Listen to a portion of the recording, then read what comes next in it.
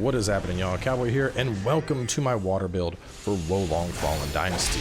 Now, water is a very beginner-friendly playstyle that's able to put out a ton of damage.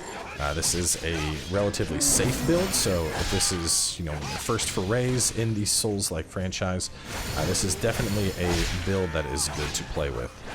You're able to keep enemies locked down by slowing them. You're able to put out a ton of damage with multiple hits through the dual blades.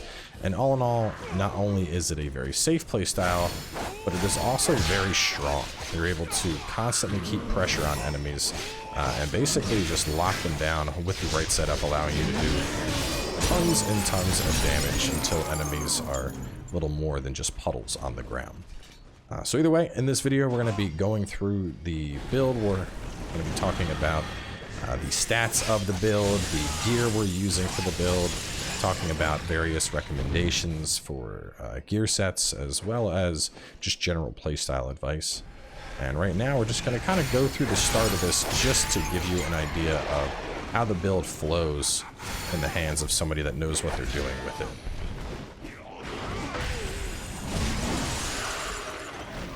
See, even when they think they got me, they don't got me.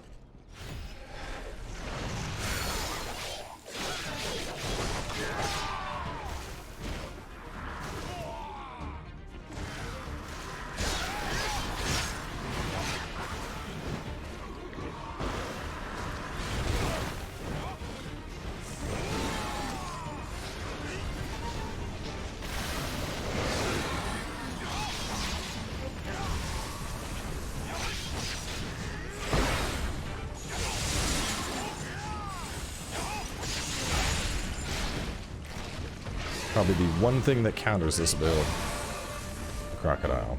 And even then, not all that much of a challenge. But either way, let's jump back over into town. We're going to take a look at the stats, take a look at some spell recommendations for this build. And then from there, we'll go through the gear, the fixes I recommend for the gear, and then we're going to jump on in and do a quick side mission. It's definitely taken me a while to finally get this build out. With the been getting the walkthrough done and the new baby, time kind of got away from me. So it's been a month since our last build video, but I still want to put these out. Didn't feel right not having at least one of each of the starter builds.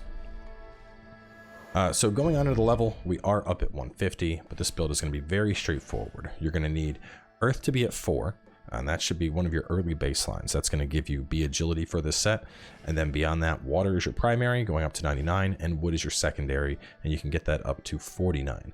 And the main reason being for this, that the counter to water is earth, so because of that, we have wood allowing us to counter any earth enemies that we run into, such as the crocodile that we just took out. You don't need to have everything into wood. This is your secondary, so if you want to pull from this a little bit and either pump more into earth or pump more into fire, that's fine. Water being our biggest, we might as well take that up to 99 though. And moving on from there, as for the wizardry spells for this build, a couple that I recommend regardless of what else you choose, and that's going to be Ominous Chill as well as Frozen Malice. Frozen Malice is just going to be a really solid spell. You can line enemies up and pierce them with this. We have a relatively moderate spirit cost at only 570, and another big thing with this is we only need 3 morale, so you can start using this fairly early in levels. Ominous Chill is just fantastic. Against big targets, this is going to absolutely nuke. There are very few spells in the game that can put out as much damage as Ominous Chill on a proper water build, and this is going to allow you to just kind of shred quite a few bosses. Unless you're fighting like a boss with massive water defense or something, this is going to just blow most away. Now, as for wood, I personally like running with Barbed Nightmare. This has really good knockback, so it's a really good ability for if you happen to get surrounded. On top of that, decent amount of lightning buildup, and it has a heal. If you want to go for something more offensive, of course, Heaven's Rage isn't a bad choice, but given that we have limited spell slots here, I'd rather pull from Barbed Nightmare and have that knockback advantage there. And then as for our last slot, personally, I like running with a buff. We do have a fair amount of wood invested here, so we have roughly an extra 30% on buff duration, so Focus Zone is a very easy pickup here, just going to increase our damage. Alternatively, I would suggest Guard Formation if you want something more defensive, or Perfect Restoral. If you're doing a lot of PvP with this build, I'd actually suggest you go for Phantom Icicle.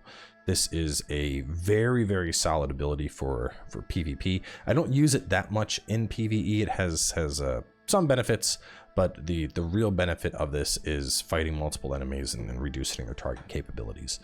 Some other stuff that I want to call out. I really like Malignant Icefall, but this tends to miss more often than not. It's just, you know, you lock on and then enemies move before it even drops, which sucks. Aqua Blink, really good. If you want the mobility, this is unrivaled. You're literally teleporting around. Very, very strong. Hard to pass that one up.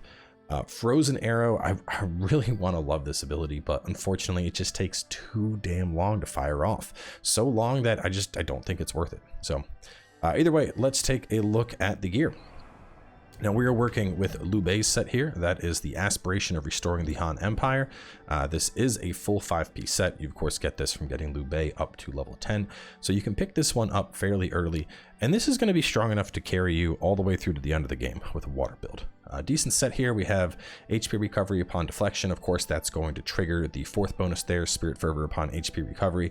So you're constantly getting Spirit Fervor with this build, which is super nice. And if you're managing to keep your health up high, that final bonus there, the damage dealt increased in perfect condition, that's very significant, 17.2%. So as long as your health is full, you're dealing an extra 17% damage. That's pretty big.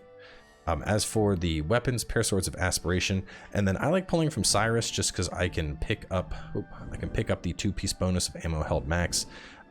This one's not a bad choice, but honestly, it's your secondary weapon. Use whatever you want, you'll be fine. But so Pair Swords here, we're gonna go Flame Enchant, because if we get an enemy inflicted with burn, it makes them more susceptible to ice.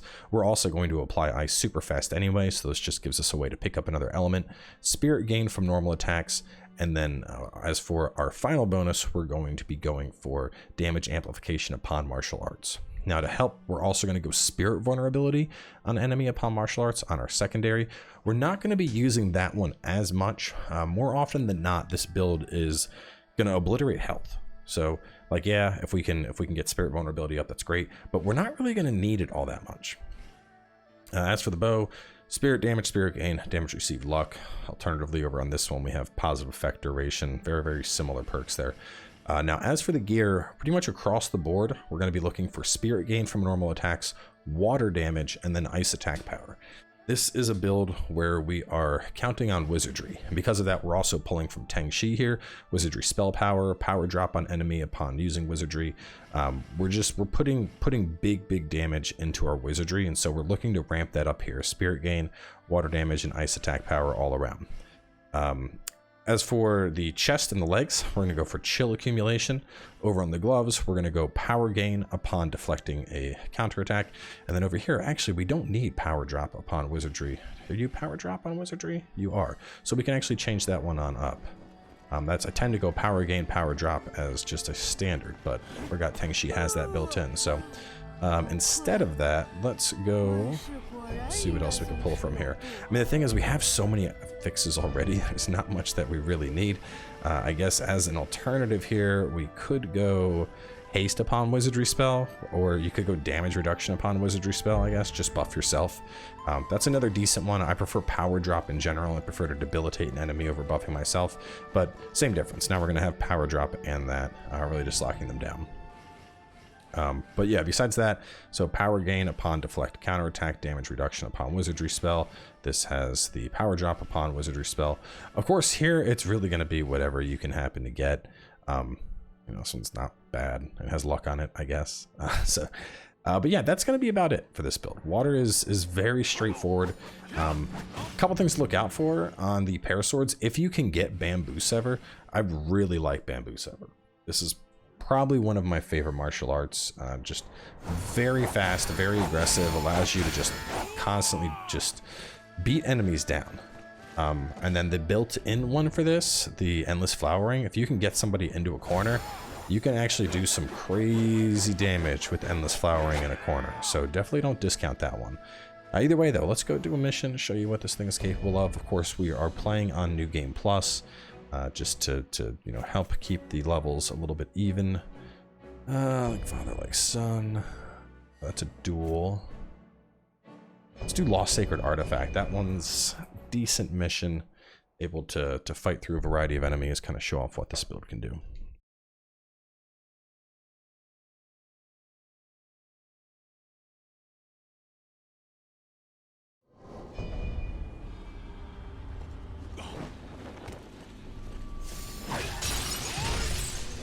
With this build, keep in mind, because of that water investment, our fatal strikes are going to be just insane.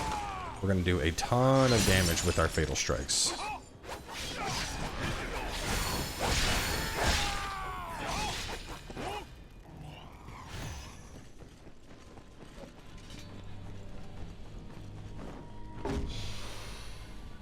When I first started playing, I thought the fatal strikes meant like more of a stealth. No, it's the amount of damage you're going to deal with those fatal strikes.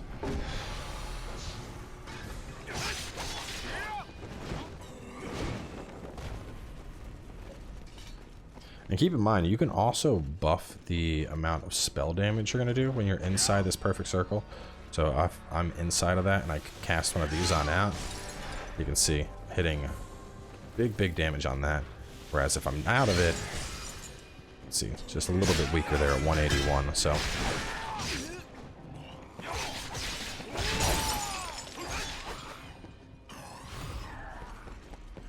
take advantage of that damage boost whenever you can.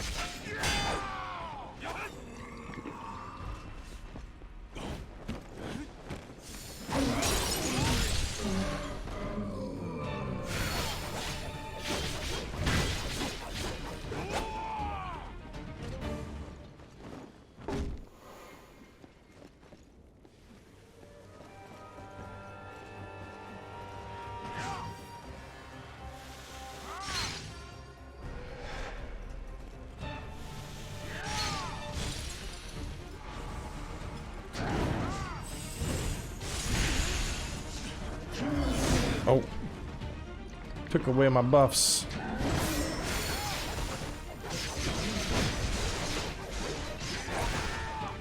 Keep in mind, if you're wondering what just happened there, endless flowering enhances damage and prevents staggering from incoming attacks. So basically you get this into high spirit and it counts as a block as you're going through it, allowing you to just take attacks with enemies as long as you have the spirit for it. And so really useful. Like right there, you know, most arts that would have broken me. No, does not matter. Does not matter with that.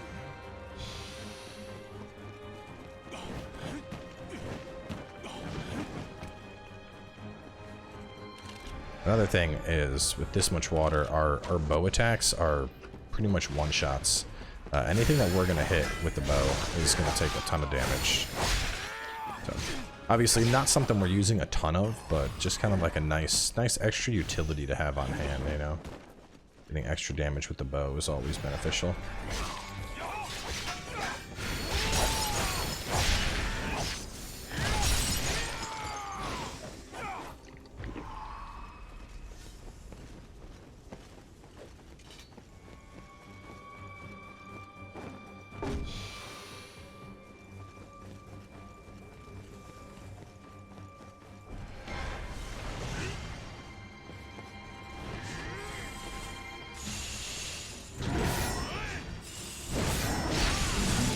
God.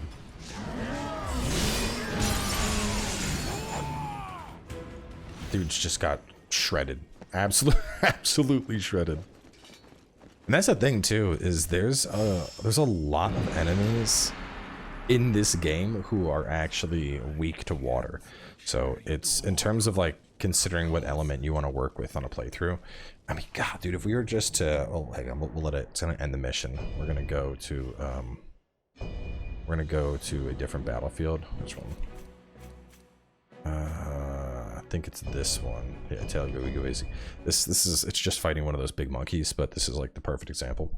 But just going through some of the enemies real fast. Just, I mean, obviously, if you're watching this, I'd assume you're close to the end of the game. Looking at some of the basic enemies here. We look at documents. we look at demons and look at some of the bigger demons. Corpse Demon gets shredded by water. Chengui gets shredded by water. This one doesn't. This one is going to be wood element, but it's so big that the water shreds it. Water is going to shred this thing. Doesn't you? Let's see what else. Water will do well against that guy. It'll absolutely decimate that thing. It'll decimate that thing. This thing is water, but we'll be fine with other things against that. Water will shred that. And then obviously, who would want to hurt these little pandas? But the point is, like, just the stuff that we're up against, dude, we can kill, like, so many enemies with water. Water is, honestly, it's insane how much damage you're able to put out with it. Now, taking a look at this big guy.